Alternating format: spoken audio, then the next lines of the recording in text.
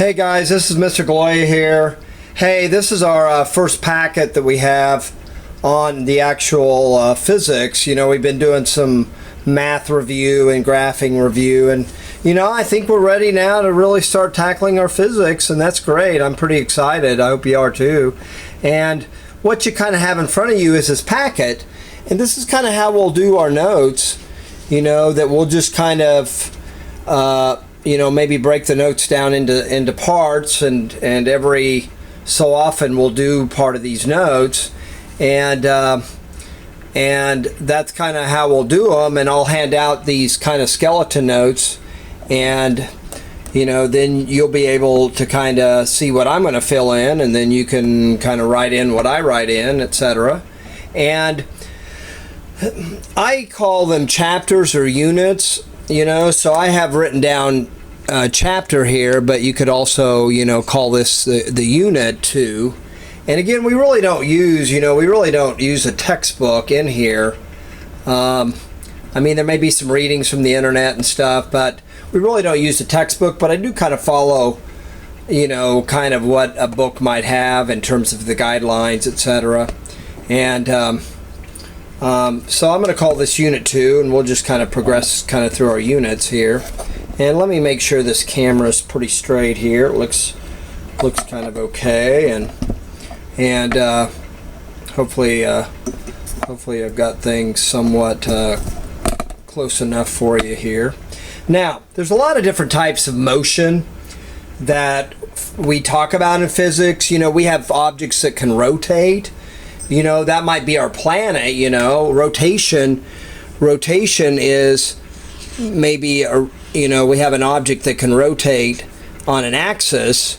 That might be our planet. So for example, we rotate once in 24 hours. That's rotation. It's motion, angular motion around an internal axis. You know, we also have revolution.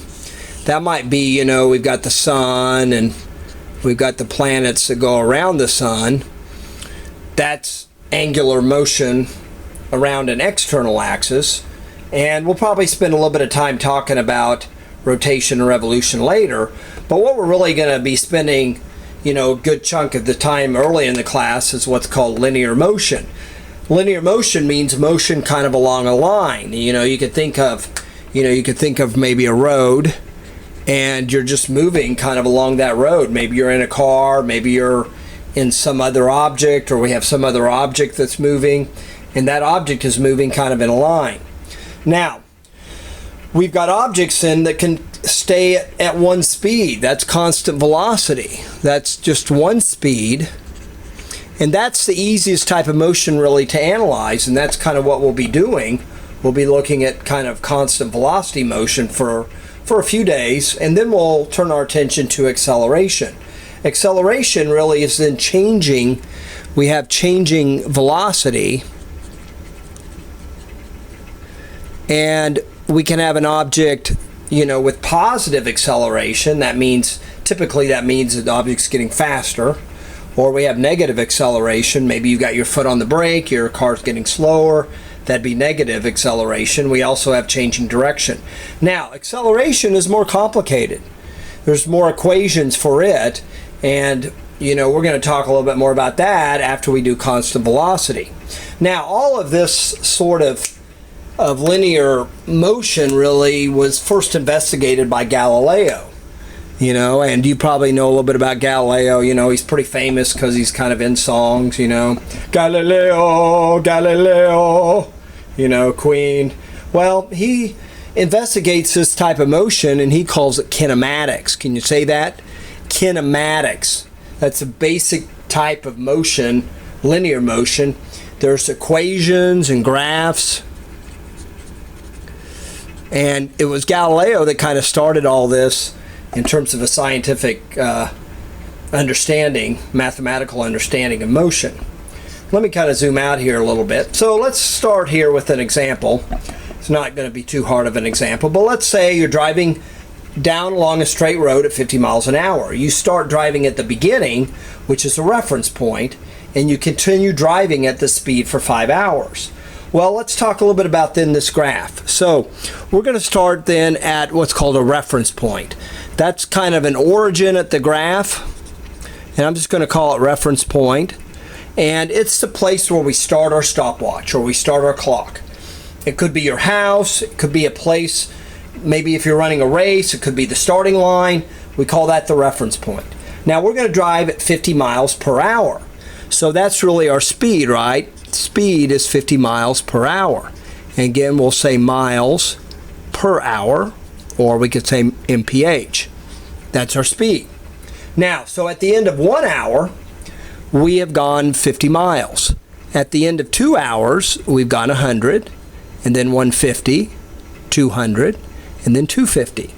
This graph, as we've mentioned before, has a special name. It's called a position time graph. It shows my position relative to time. Now, position could be in miles, it could be in meters, time could be in minutes or seconds. Typically, our preferred time unit is a second, but in this case, we're using hours. Now, so we started then at 0 time, we ended then at 5 hours. So we can have then a final time minus an initial time. So we use these subscripts here, TF, final time, TI, initial time. And then we use this symbol here, delta, and I think you probably know this for math, delta. That just means a change. So we've got a change of time, 5 hours. So this position then is then my location. So at the end of 5 hours, I'm 250 miles away from where I started, away from the reference point. So that's my new position at that time. Now we can also then talk about then a change of position. And let me see if I can get this down a little bit here. So our final position, x sub f, then was 250. Our initial, and I'm going to put that in miles, our initial position then was 0 miles. So this represents our delta x over those 5 hours, or that's equal to 250 miles. It turns out that this change of position has a special name. In physics, it's called the displacement. It's a very important word. It just means x sub f, our final position, minus our initial position. X is the symbol. This x is a symbol for position. And it's a symbol that a lot of textbooks use. So our final position minus our initial position is called our displacement. And again, we can use miles, we can use kilometers. In this case, we're using miles, but in the metric system, the preferred unit is called the meter. Now I'm going to turn the page, I'm going to pause it and turn the page here. Okay, I'm back on page 2 here, so let me kind of zoom in. So we call this graph a position time graph. And it's a very important graph, and we can get a lot of information from it. See, in this case, we have a line here. And that means the object's traveling, so whenever we see then a line, okay, we have the object then, in this case a car, is moving at constant speed or constant velocity. Maybe this car has its cruise control on, right? So we have constant speed or constant velocity motion. Now, again, we like this type of graph because we can come up with the slope. And we take the two endpoints, okay, we have 0, 0, and we have 5, 250. Make sure you do this right, and we can get our slope, m. But that slope really means the speed. So that slope then is y2 minus y1 over x2 minus x1, or that's going to be 250 minus 0, and that's in miles, over 5 minus 0 hours. So we get 250 over 5. Well, that's just 50 miles per hour. Always remember your units here. Those are very important. So, but we know that's kind of what the speed or how fast the car is going. So we can really say that this m, the slope is 50, but that's really equal to the velocity, and that's given the symbol v, the velocity of the car. Well, not only can we really talk about the slope, but we can also talk about then this equation, y equals mx plus b. So this y equals mx plus b then is the equation for a line. Well, this slope we said has a special meaning, so what we can do is basically change this equation to kind of match what we have here. So we can talk about this y as a position, right? But the symbol for position is x. So we can say then y equals mx plus b. This is really x sub f. Okay, and this then would be our velocity. Okay, that's our slope. Well, our x idea then represents a time. So we can put a t there. Well, this b really represents where I initially started, right? My initial position. So I'm going to call that then plus x sub I. X sub I. And that really represents our constant velocity equation. So I'm going to rewrite it down here. X sub f equals vt plus x sub I, where x sub f is the final position. V then represents the velocity or the speed. T represents the time, and x sub I is the initial position. Well, we can put the x sub I really on the other side, and we would have x sub f minus x sub I equals vt. Well, we know x sub f minus x sub I, we just said then that x sub f minus x sub I is really the displacement. So we can call that the displacement, which is given the symbol delta x equals v times t. This is our constant velocity equation. It's our most simple physics equation there is. The other ones are a lot more complicated, but this is our most basic type of equation we have.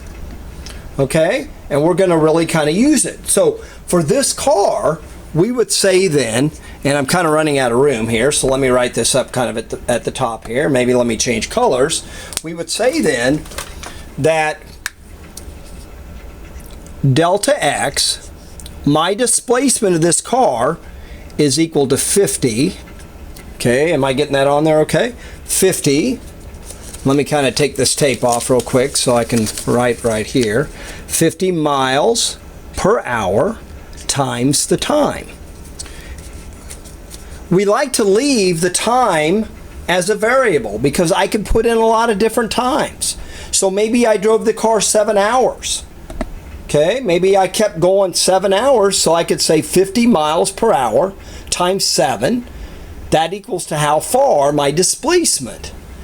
That's 350 miles away from my reference point where I initially started. So the slope is a number. It goes in. That's a number for this graph. But the t and the delta x represent variables. These can change. So we leave these as variables, all right? Now, let's just do one more thing and we'll be kind of done with this video here. So let me kind of scroll down here. Let me zoom out a little bit if I can. So what we have here, let's look at another graph. Kind of what we have here then are two runners. These two runners have different velocities. They're running at constant speed. So how do we know that? Well, we have diagonal lines here. Okay, so both runners are running at constant velocities, but they're running at different speeds, right? So it says runner A completes 100 meters in 10 seconds. So in 10 seconds, so this must be runner A. So runner A gets 100 meters in 10 seconds. That's pretty fast, right? The record's a little bit less than that, but runner B then goes the same distance, but it takes runner B 15 seconds. All right? So we've got this one position time graph. We've got two runners. Runner B then is going slower, right? Look, the slope is less inclined. Runner A is traveling faster. They both are starting at the same starting line, maybe the same point of reference, maybe it's a starting line of a race.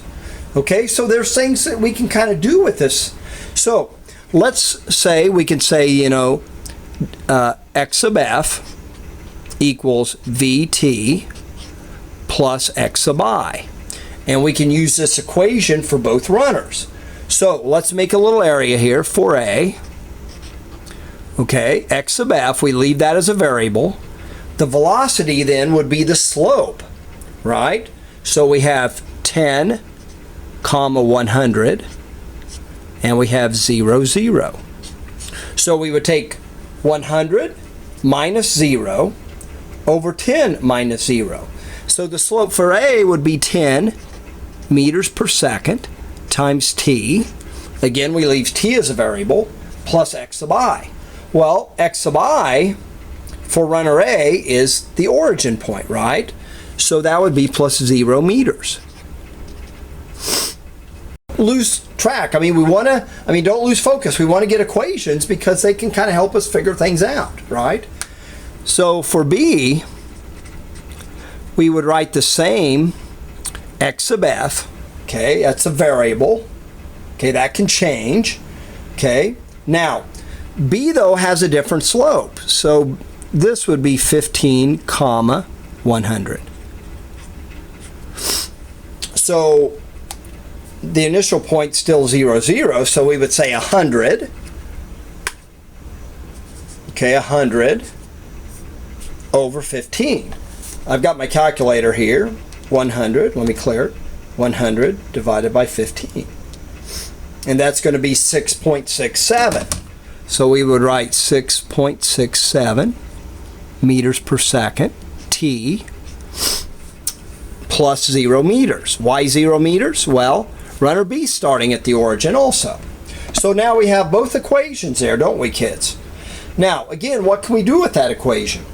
Well, we can basically say, well, what's the final position for runner A after, if runner A kept going, what would be A's final position at 20 seconds? So we could put 20 in here, and we could get a final position. We could put 20 in here and get a final position. So right at 10 seconds here. In fact, let's kind of do this problem here. Let's kind of do this problem and then we'll call it a day here. So let me kind of zoom back on my video here. So you might say runner A, if this is the ending, 100 meters, runner A gets there first in 10 seconds, right? But how far ahead is runner A?